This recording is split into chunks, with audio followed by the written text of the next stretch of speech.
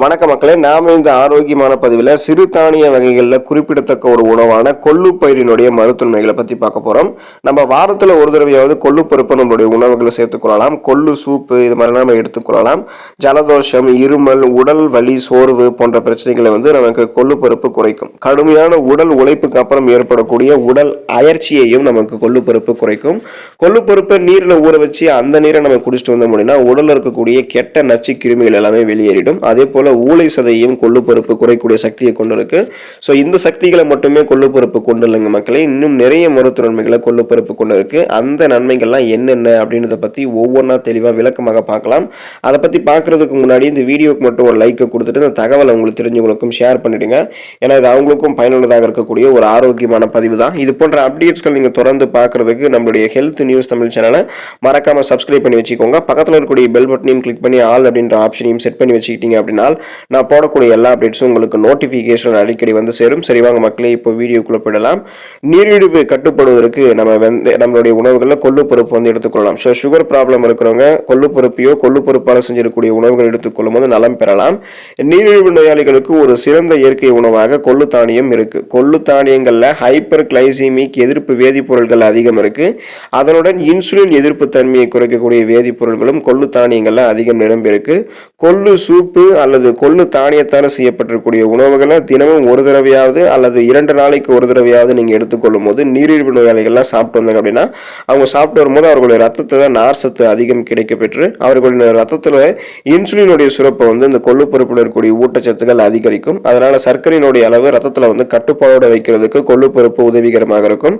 எனவே கொள்ளு தானியங்களை சுகர் பேஷண்ட்ஸ், நீரிழிவு நோயாளிகள் தாராளமாக சாப்பிடலாம். உங்களுக்கு சுகர் ப்ராப்ளம் வரக்கூடாதுன்னு நினைச்சீங்க அப்படின்னாலும் இப்ப இருந்தே நீங்க கொள்ளுப்பருப்பு எடுத்துக்கொள்ளும் போது நலம் பெறலாம். ஸோ ஒட்டுமொத்தமாக நம்மளுடைய பிளட்ல இருக்கக்கூடிய சுகரோடைய அளவை கண்ட்ரோல் பண்ணி நாளடைவில் அந்த சுகர் பிரச்சனையிலிருந்து விடுபட வைக்கிறதுக்கு கொள்ளுப்பருப்பு உறுதுணையாக இருக்கும். கண் நோய்கள் குணமடைவதற்கு கொள்ளுப்பயிர் எடுத்துக்கொள்ளலாம். மழை காலங்களில் கிருமி தொற்றுகளால் மெட்ராஸ் ஐ எனப்படக்கூடிய கன்ஜெக்டிவைட்டிஸ் நோய் பலருக்கும் ஏற்படும்.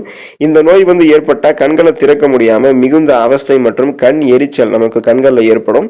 கொள்ளு தானியத்தை அதில் ஆன்டி ஆக்சிடென்ட் சத்துக்கள் இருக்கிறதால அதை நம்ம எடுத்துக்கணும். ஸோ அதை கன்ஜெக்டிவைட்டிஸ் நோய் தாக்கம் ஏற்பட்டவர்கள் எடுத்துக்கொள்ளும் போது எப்படி எடுத்துக்கணும் அப்படின்னா, இரவில் கொள்ளு தானியங்களை ஒரு கிண்ண நீர்ல ஊற வச்சுட்டு காலையில அந்த நீரை நம்ம எடுத்து நம்மளுடைய முகங்கள்ல இருக்கக்கூடிய அந்த கண்களை கழுவி வந்தோம் அப்படின்னா கண்களினுடைய எரிச்சல் தன்மை நீங்கி கன்ஜெக்டிவைட்டிஸ் நோய் ஏற்படுத்தக்கூடிய அந்த கிருமிகள் அதெல்லாமே அழிந்து மிக விரைவில் கண்கள் நலமடைவதற்கு தானியம் உறுதுணையாக இருக்கும். ஸோ அதனால கண் பார்வையை நம்ம கூர்மையாக வைத்துக் கொள்ளலாம். அந்த கண்களில் ஏற்படக்கூடிய இன்ஃபெக்ஷன்ஸ் எல்லாத்தையுமே கியூர் பண்ணிக்கலாம். கொலஸ்ட்ரால் நீங்கி போவதற்கு கொள்ளுப்பயிர் எடுத்துக்கொள்ளலாம். எல்டிஎல் எனப்படக்கூடிய கெட்ட கொழுப்பு வகைகள் நமது ரத்த நாளங்களில் படிவதை தடுக்கக்கூடிய ஒரு பெரும் பணியை கொள்ளுப்பருப்பு செய்வதாக மருத்துவ ஆய்வுகளில் குறிப்பிட்டிருக்காங்க.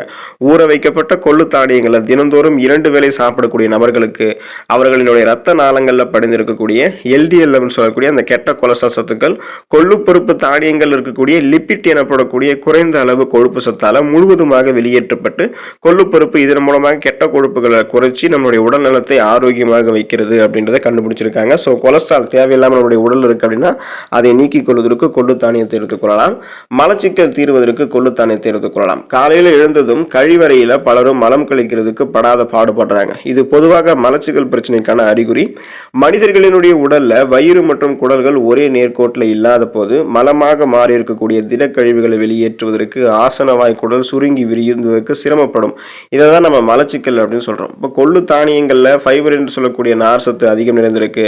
மலச்சிக்கல் பிரச்சனை இருக்கிறவங்களாம் நீர் சத்து நிறைந்திருக்கக்கூடிய நார் சத்து நிறைந்திருக்கக்கூடிய உணவுகளை எடுத்துக்கணும். ஸோ அவங்க தினமும் காலையில் சிறிதளவு முளைக்கட்டிய கொள்ளு தானியங்களை சாப்பிட்டு வரும்போது கொள்ளு சூப்பெல்லாம் எடுத்துட்டு வரும்போது எப்படிப்பட்ட மலச்சிக்கல் பிரச்சனையுமே விரைவில் தீர ஆரம்பிக்கும்.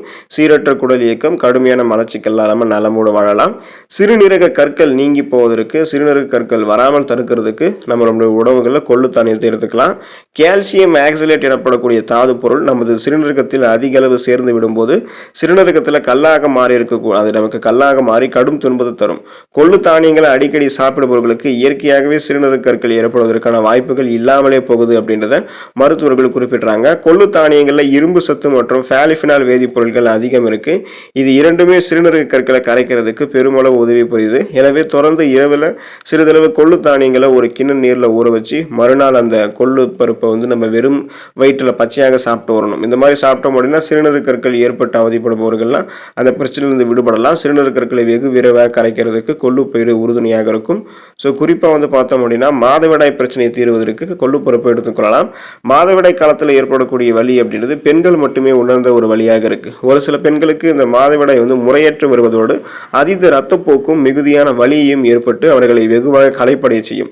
இப்படிப்பட்ட பிரச்சனைகளில் அவதியுறக்கூடிய பெண்கள் கொள்ளுப்பருப்பு கொண்டு செய்யப்பட்டிருக்கக்கூடிய உணவுகளை அடிக்கடி சாப்பிட வேண்டும் அப்படின்றத நமது பாரம்பரிய மருத்துவ நூல்களில் குறிப்பாக கொடுத்துருக்காங்க. கொள்ளு தானியங்களில் அதிக அளவு இரும்பு சத்து இருக்கு. இது பெண்களினுடைய மாதவிடாய் காலத்தில் அதீத இரத்தப்போக்கு ஏற்படுவதால் உடல் இழந்த சத்துக்களை ஈடு செய்யும். மாதவிடாய் போது ஏற்படக்கூடிய அதிக எரிச்சல் வலியையும் நமக்கு வந்து கியூர் பண்ணிடும். ஸோ அந்த பிரச்சனைகள் எல்லாமே நமக்கு கியூர் ஆயிடுறதுக்கு கொள்ளு தானியத்தை எடுத்துக்கொள்ளலாம். ஜலதோஷம் ஜுரம் நீங்கி போவதற்கு கொள்ளு தானியத்தை எடுத்துக்கொள்ளலாம். ஜலதோஷம் மற்றும் ஜுரம் வந்து சிறியவர்கள் முதல் பெரியவர்கள் வரை அனைவருக்குமே ஏற்படுவது சகஜமான ஒன்று தான். மனிதர்களினுடைய உடல்ல நோய் எதிர்ப்பு திறன் நமக்கு வலுவிழக்கும் போது நம்ம வீக் ஆகிட்டோம் அப்படின்னா இந்த மாதிரி நோய் தாக்கம்லாம் நமக்கு உண்டாகும். இந்தியாவினுடைய பாரம்பரிய மருத்துவமான ஆயுர்வேதத்தில் ஜுரம் மற்றும் ஜலதோஷத்தால் பாதிக்கப்பட்டவர்களுக்கு கொள்ளுப்பருப்பையோ கொள்ளுப்பருப்பால் செஞ்சிருக்கக்கூடிய உணவுகளையோ கொள்ளு ரசமெல்லாம் கொடுத்தோம் அப்படின்னா அவங்க அதிகமாக சாப்பிடும்போது ஜலதோஷம் மற்றும் ஜுரம் போன்றவையெல்லாம் வெகு சீக்கிரத்தில் குணமாவதோடு இந்த நோய்களால் நம்மளுடைய உடல் இழந்து போல மனத்தையும் அந்த பலத்தையும் நம்ம மீட்டு திரும்ப பெற்றுக்கொள்ளலாம் அப்படின்றத குறிப்பிட்டிருக்காங்க. அஜீரணம் செரிமான பிரச்சனைகள் தீர்ந்து போவதற்கு நம்மளுடைய உணவுகளை நம்ம என்ன பண்ணலாம் அப்படின்னா கொள்ளுப்பயிர் எடுத்துக்கொள்ளலாம். ருசி மிகுந்த உணவுகளை நன்றாக சாப்பிட்டதுக்கப்புறம் ஸோ டேஸ்டியான ஃபுட்ஸ் எல்லாம் எடுத்துக்கிட்டாங்க அப்படின்னா ஒரு சிலருக்கு நெஞ்சு பகுதியில் எரிச்சல் ஏற்படும், புளித்த ஏப்பம் போன்றவெல்லாம் ஏற்படும். இது எல்லாமே அஜீரணத்துக்கான அறிகுறி தான். மேலும் வயிற்றில் வந்து சாப்பிட்ட உணவுகளை வந்து செரிக்க உதவக்கூடிய அமிலங்கள்லாம் சரிவர உற்பத்தியாகாமல் போகும். அப்பப்போ சாப்பிட்ட உணவுகள் வந்து மீண்டும் தொண்டைக்கு தள்ளப்பட்டு வாந்தி வருவது போன்ற உணர்வெல்லாம் இருக்கும். இது ஆங்கிலத்தில் ஆசிட் ரீஃப்ளெக்ஸ் அப்படின்னு சொல்லுவோம்.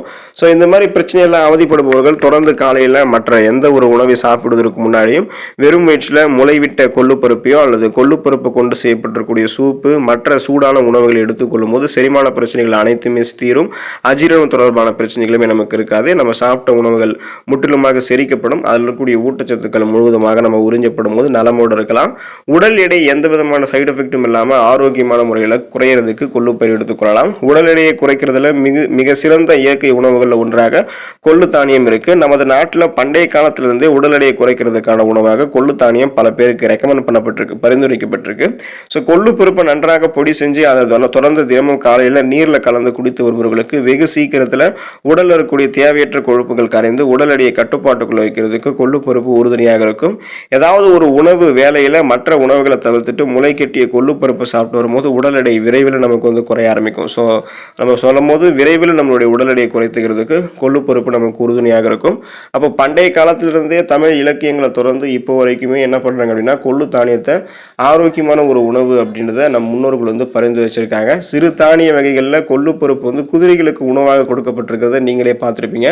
ஏன்னா குதிரைக்கு கொள்ளு வச்சோம் அப்படின்னா அது ரொம்ப ரொம்ப வேகமாக செயல்பட ஆரம்பிக்கும். அதுக்கான ஊட்டச்சத்து கிடைக்கப்பெற்று அது ஆரோக்கியமாக இருக்கும். ஸோ கொள்ளு தானியத்தை எடுத்துக்கொள்ளும் போது எல்லாரும் பெறலாம். அடுத்த ஆரோக்கியமான பதிவில் மறக்காமல் சந்திப்போம். நன்றி மக்களே.